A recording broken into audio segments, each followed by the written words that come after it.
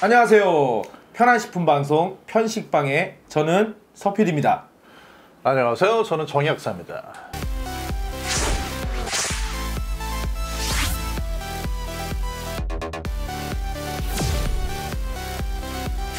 자, 오늘 주제를 말하기 전에 또 저희가 자랑 한번 하고 가야 돼요. 뉴트리엔이라는 건강한 식문화 발전을 위한 급식 전문지 뉴트리엔에 네, 아주 유명하죠. 저희 방송이 실렸습니다. 시작한 지 얼마 되지도 않았는데 오! 제 얼굴 나오는데 자, 이렇게 자, 여러분들 조회수가 아직 많지는 않지만 새로운 식문화 발전을 위해서 저희가 노력하고 있어요. 네, 근데 이렇게 이 사진은 네. 맞는 것 같은데. 네. 조용히 하시고 이건 기다리세요. 포샵이 네. 들어간 것 같아요. 아, 이건 저 수많은 저 작업을 거친 사진들과 이렇게 저희께 소개돼 있고요. 네. 제가 이거 소개하다가 놀라운 걸 봤어요. 이렇게 슬쩍 봤는데 여기 또 바로 우리 정약사님이 이렇게 자. 책 제목 이거 지어준 사람이 옆에 앉아 있네. 그렇죠. 정재훈 우리 약사의 식탐이라는 책이 있습니다. 많이 사진 마시고요. 정재훈 우리 약사의 식탐 아니고요. 정재훈의 식탐. 제목은 제가 져줬고요. 네. 자, 오늘 또 주제를 재미있는 걸 갖고 나오셨어요. 한번 주제를 얘기해 주세요. 네, 오늘 주제 아마 들어보셨을 텐데 치즈 닭갈비. 열풍이라고 돼 있는데 열풍. 네, 치즈 닭갈비 열풍이 이게 이제 작년에. 그러니까 우리나라는 지금 치즈 닭갈비 열풍이 우리나라는 없어요. 지나갔어요. 근데 이게 화제가 됐었잖아요. 네. 2017년 말에 일본에 이제 쿡패드라는 사이트가 있거든요. 네. 근데 이게 세계적으로 유명한 사이트예요. 쿡패드가. 왜요? 왜? 왜 유명하냐? 이게 그 쿡패드라는 데가 이게 거의 한 20년 됐어요 지금. 20년 됐는데. 뭐 미슐랭 같은 그런. 이건 조리법. 그러니까 레시피만을 모아놓은 그런 사이트거든요. 근데 거기에 지금 레시피가 몇 개이냐면 281만 개가 넘어갔어요. 그래서 전 세계적으로 봤을 때도 굉장히 가장 많은 어떻게 보면 레시피를 가지고 있는 그런 웹사이트여가지고. 근데 거기에 소개가 됐어요? 네, 거기에 이제 어떻게 소개됐냐면 일본에서 이 쿡패드에 이제 조리법을 검색할 거 아니에요, 사람들이. 막 이 음식 저 음식 검색을 하는데 그 중에 이제 이분들이 검색어를 8만 개를 놓고 작년에 1월 1일부터 2017년 11월 20일까지 거의 1년이죠. 그 기간 동안에 어떤 검색어를 제일 많이 찾아봤나? 검색어 요리 검색법을 어느 걸 제일 많이 했는지 그렇죠. 찾아봤는데 거기에 이제 1등을 한 게 한국의 치즈 닭갈비. 아, 진짜로? 일본 음식 외국인 통틀어서 1등. 네. 치즈 닭갈비가. 네, 치즈 닭갈비. 우리는 이제 치즈 떡볶이로 가다가 치즈 닭갈비 가다가 치즈 등갈비까지 갔다가 그 제임스 뭔가 갔다가 다 사라졌잖아요. 많이 사라졌거든요, 이제. 또 많이 한물 갔죠. 그러니까 이게 사실 재밌는 건 또 하나 뭐냐면 치즈 뭐 등갈비, 치즈 닭갈비, 치즈 떡볶이 이게 다 우리나라에서는 소위 좀 미식가다, 뭐 맛을 안다 하는 이런 분들이 그런 음식이 인기를 끌기만 하면 뭐 방송이나 뭐 언론이나 이런 데 나와가지고 맛을 모르는 그런 사람들이 좋아하는 치즈를 때려 넣네 막 이렇게 그러니까. 표현하죠. 그 뭐 그런 것들이 떴다 하면 누가 이제 방송 나가지고 맛을 모르니까 요새 젊은 애들 저런 거 좋아한다고 그랬던 음식이거든요. 근데 이제 이게 일본에 건너가가지고 거기에서 1등을 차지하고 이게 사실은 누가 뭐 조작을 해서 이렇게 할 수 있는 게 아니잖아요. 그렇죠. 사람들이 굉장히 관심이 많았던 거고 실제로 이것뿐만 아니라 일본에서 뭐 인스타그램이라든지 이런 젊은이들이 많이들 찾는 그런 데서 가장 많이 공유가 된 사진, 레시피 이런 게 이제 치즈 닭갈비였던 거죠. 저도 이제 솔직히 이거를 먹어봤는데 그냥 한 번, 두 번 먹을 때는 괜찮아요. 먹을만해요. 하지만 이상하게 또 찾아지진 않더라고요. 그게 딱 한 번 먹어보면 뭐 괜찮아, 뭐 나쁘진 않아. 뭐 누가 말했듯이 재료 본연의 맛이나 뭐 그 음식 본연의 맛은 좀 떨어지긴 하지만 또 그 이렇게 어우러지는 맛이 또 나름 괜찮긴 하지만 또 찾진 않거든요. 가서 먹어보니까 피자 웬만한 거 먹을 때보다 치즈가 한 2배로 더 많은 것 같아요. 그걸 먹고 나니까 진짜 포만감이 대단하더라고요. 제가 사실 어렸을 때 제일 처음 피자를 먹은 날 아버지가 피자를 딱 사오셨는데 집에 이제 동생하고 어머니하고 잠깐 어디 나갔을 텐데 한 조각만 먹어야지 하고 딱 먹었는데 너무 맛있어가지고 하나 또 먹고 하다가 결국은 동생이 들어왔는데 피자를 3분의 2를 저 혼자 다 먹은 거예요.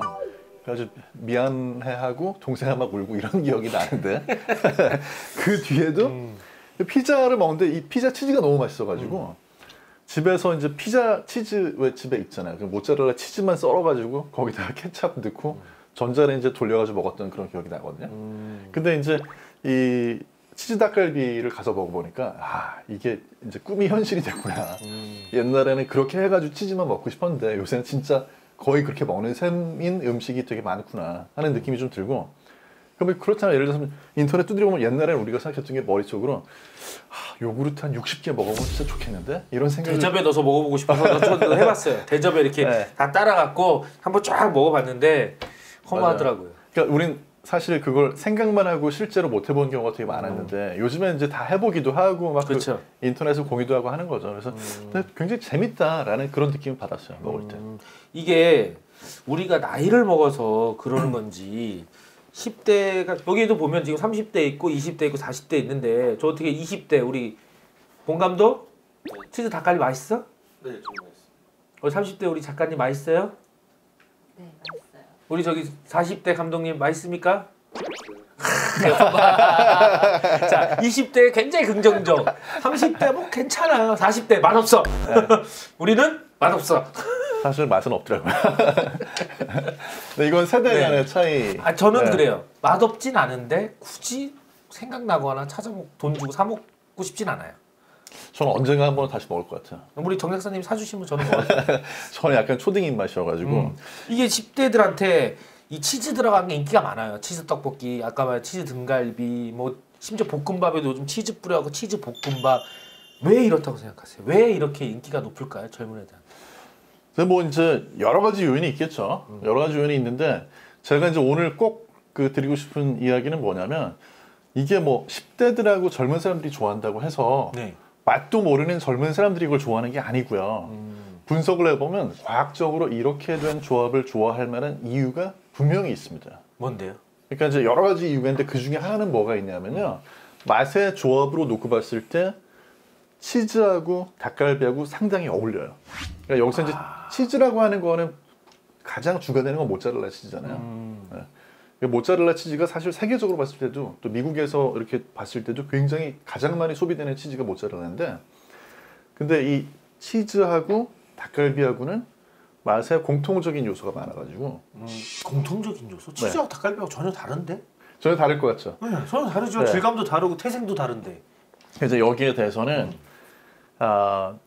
세계적으로 네트워크, 연결망에 대한 것만 연구를 집중적으로 하시는 분이 있어요. 이제 우리나라에도 링크라는 책으로 굉장히 베스트셀러가 돼가지고 유명한 과학자가 있거든요. 저 알버트 라즐로 바바라시라고 그래가지고 음식을 우리가 이제 어떤 A라는 음식하고 B라는 음식이 있으면 두 개를 함께 요리를 할 거냐, 식재료를. 그렇죠. 아니면 안 어울리니까 따로 하느냐, 이걸 결정하는데 어떤 원칙이 있느냐. 이걸 연구를 한 거예요. 근데 조합, 음식의 그렇죠. 조리의 조합, 네, 음식의 그분, 조합에 그렇죠. 그런 걸 연구하셨다. 그러니까 이제 음식 조합에 과연 과학적인 게 있을까? 이걸 분석을 한 거야. 네.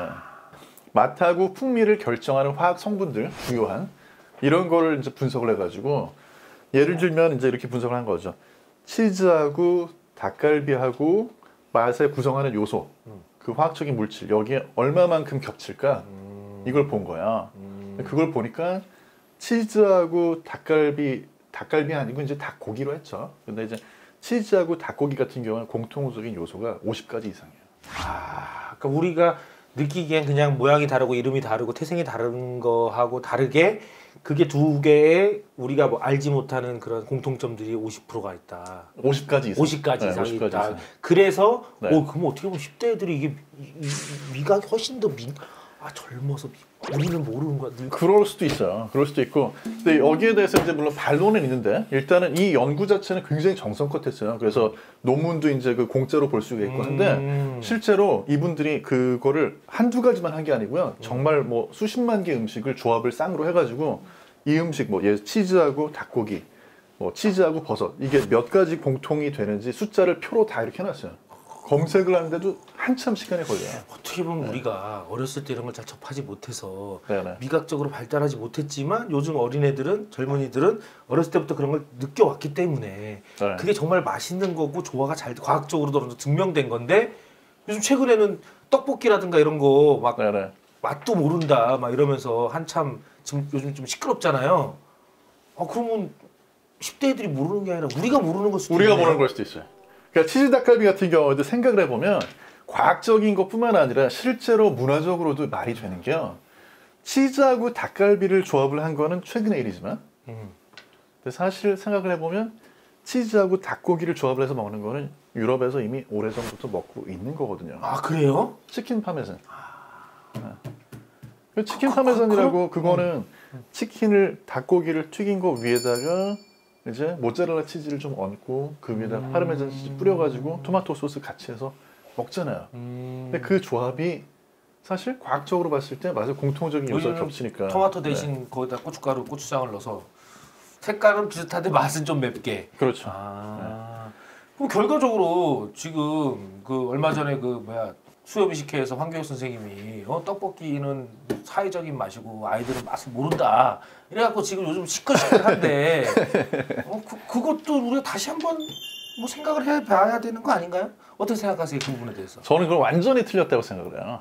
그러니까 저는 그 부분은 이제 그 황교익 쌤 같은 경우에 항상 무리한 주장을 20년 이상 하는 걸로 좀 유명한 분인데 무리한 주장을 네. 20년간 너무 갑자기 그러니까 무리한 주장을 계속하면 무리한 주장이 갑자기 과학적인 주장이 되고 하는 건 아니거든요. 근데 인문학을 공부하는 분들이 이상하게 본인이 무리한 주장을 10년이고 20년이고 계속하면 그 무리한 주장도 일리가 있는 주장이 된다고 생각하시는데 근데 20년 그건 전부터 아니에요. 계속 네. 그분의 그걸 받진 않았을 거 아니에요. 네.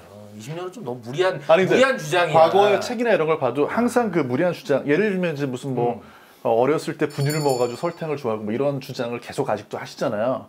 인문학에서는 그거 아니다라고 고집을 계속하면은 그 일리가 있다고 생각할지 모르지만 과학에서는 그렇지 않아요. 과학에서는 실험으로 입증이 되거나 하면 아닌 건 아닌 거지. 그러니까 항상 이제 그게 과학을 공부하는 분들하고 인문학을 공부하는 분들하고 경우에 따라서 충돌할 수밖에 없는데 지금 비트코인도 그래서 인문학자랑 네. 과학자랑 또 충돌하고 있는 부분이 있잖아요. 네. 근데 아무튼간에 떡볶이 문제는 조금 이거는 워낙에 발언의 강도가 세고 또 이제 사회적인 무슨 뭐 생활하는 그런 표현도 나오고 했거든요. 전 사회적인 네. 맛이라는 게 뭔지는 알겠는데 잘 쓰지 않는 용어잖아요. 네. 어떻게 보면 선생님이 사회적인 맛이라고 했지만 우리는 어렸을 때 우리가 먹던 떡볶이와 지금 아이들이 먹는 떡볶이의 질이 좀 다르고 또 약간 느낌도 다르잖아요. 뭐 우리는 그 포장마차에 서서 10원짜리 이렇게 주면 이렇게 아줌마가 이렇게 밀어주면 먹거나 우리 때는 종이컵도 없었어. 그냥 비닐 쌓여진 그 접시에다 이렇게 탁 10개 10원에 하나씩 하고 주면 먹던 그 정말 대충 그냥 미온도 없던 시절에 넣었던 거라 그게 맛있었던 사람도 있지만 싫었던 좀 부유했던 사람들은 싫었을 수도 있었을 것 같아요. 요즘 떡볶이는 그게 아니거든요. 어떻게 보면 하나의 굉장히 요리처럼 되는 것 같은데. 그런데 이제 그 부분이요. 이걸 좀 차분하게 하나씩 짚어봐야 되긴 한데 네, 한번 짚어주세요. 저는 이제 그 황교익 쌤이 여기에 대해서 굉장히 무리한 주장을 하는 이유 중에 하나가 네. 아주 중요한 면에 있어서 혼동을 하고 계셔서 그래요. 뭘 혼동하시냐면 맛을 우리가 이야기를 할 때 맛은 대부분의 경우에 사회적으로 습득이 되는 건 맞거든요. 그렇겠죠. 사회적으로 습득이 되는 맛이 있고 본능적으로 좋아하는 맛이 있어요. 근데 그 두 개에 대한 설명을 할 때 항상 혼동을 하시는 경향이 좀 있는데 떡볶이 같은 경우에는 떡볶이는 사실 짜장면하고도 좀 비슷한 음식이에요. 어떤 면에서 그러냐면 어렸을 때로 이렇게 되돌아가 보면 떡볶이를 아이한테 먹어보라고 해서 먹게 하는 건 별로 어려운 일이 아니에요. 매워서 못 먹는 아이가 있을지언정 조금 덜 맵게 된 떡볶이를 맛을 보여주면 그걸 좋다고 계속 먹으려는 아이들이 사실 많은 음식이지 그걸 먹이는데 어떤 특수한 훈련이 많이 필요하지 않아요. 그건 왜 그러냐면 그리고 어린아이들이 떡볶이를 먹으라고 안 해도 자기들이 알아서 먹는데 그 이유 중에 하나가 뭐냐면 맵다는 걸 빼놓고 나서 보면요 이게 단맛, 짠맛, 감칠맛이 다 조화롭게 균형을 맞춰 놓은 음식이거든요. 그러면 단맛, 짠맛, 감칠맛은 본능적으로 사실 우리가 좋아하는 맛이야. 단맛 같은 경우에는 엄마 뱃속에 있을 때부터 좋아하는 그런 음식 맛이고 짠맛하고 감칠맛은 어느 정도로 좋아하느냐에 대한 걸 학습을 좀 해야 돼요. 그럼에도 불구하고 본성적으로 좋아하는 맛에 속하거든요. 이 세 가지가. 그러니까 떡볶이는 가만히 보면 그런 것들이 그런 매력 요소가 갖춰져 있기 때문에 이거를 먹어라 생각을 안 시켜도 맛있다고 찾게 되는 음식이죠. 매운맛이라서 이거를 많이 먹지 못하는 게 힘들지언정 다른 요소에서 봤을 때는 굉장히 어린아이들한테 매력적인 그런 매력이 있는 그런 음식이거든요. 그러니까 거의 어떻게 보면 사회적인 학습이 많이 필요하지 않은 음식. 그러니까 네. 복합적으로 이제 네. 옛날에 제가 힘들었던 맛이 나물 맛이라든가 동치미 맛 같은 경우는 굉장히 오랜 시간이 지나야 그 맛을 알 수 있는 그렇죠. 이런 네. 것들은 아이들이 쉽게 배울 수 있는 맛이다. 그렇죠. 그러니까 어린아이들 10명을 놓고 나가지고 홍어라든지 된장, 청국장 이런 거를 먹어보라고 하면 그건 사실 학습이 필요하기 때문에 그렇죠. 처음 접하는 애들이 먹기가 어렵고 노출 빈도가 늘어나야지. 적어도 7, 8번 정도 먹고 나야 한 10번 이상 먹고 나야 아 이게 맛이 있구나 하는 애들이 있을 거고 그래도 싫어하는 애들이 있을 텐데 떡볶이는 그렇지가 않고 이건 말 그대로 한 2, 3번만 먹어도 맛있다고 할 수 있는 그런 요소. 그러니까 이게 구분을 못 하시는 거예요. 본능적으로 좋아하는 맛에 가까운 음식이 있는 거고요. 본능적으로 좋아하는 것보다는 사회적인 학습을 통해서 얻어지는 걸로 그런 선호가 전통에 높아지는 의해서 음식인데 얻어지는. 이 두 가지를 섬세하게 분별을 해줘야 되는데 본인이 항상 그 말씀 많이 하시거든요. 섬세한 분별이 이게 문화적인 거다. 근데 그 섬세한 분별이 필요한데 그걸 분별 안 하고 뭉뚱그려 말씀하시니까 이걸 막 뒤섞어서 하시니까 당연히 비판을 받을 수밖에 없고 다른 목소리가 나올 수밖에 없는 그런 요소가 있었고. 아 오늘 각오하고 네. 나오신 것 같아요. 좀 숨주시고. 선글라스 낄까요? 선글라스? 네. 아, 어떻게 보면 떡볶이는 햄버거에 가까운 음식이죠. 햄버거 같은 경우에도 아이들한테 먹어라 강요를 안 해도 먹고 나면 맛있다고 뭐 피자 같은 것도 먹어라 안 해도 잘 먹거든요. 사실 여기서 이제 가장 중요한 건 뭐냐면 그게 치즈 떡볶이가 됐건 치즈 닭갈비가 됐건 간에 젊은 층이 좋아하는 음식이라고 그래가지고 그걸 무시할 만한 건 아니다. 오늘 이 방송이 나가면 네. 10대들이 열광할 것 같아요. 다시 치즈 떡갈비 등갈비가 열풍이 불어오고 치즈 등갈비 그 CF 하나 찍을 것 같아. 아, 저는 대자본하고 거리가 멉니다. 그리고 단점도 하나 생겼어. 전 대자본하고 정말 거리가 멀어요. 아니 보면 어떤 분들은 하다가 안 되는 대자본 때문에 내가 이런 얘기를 하는 거 하시는 분들도 있지만 아니야, 걱정하지 저는 마. 거리가 멉니다. 대자본에 여러분, 친한 분과 더 사이는 멀어질 것 같고 악수 한번 할까요? 네. 오늘은 압수할 자격이 있네.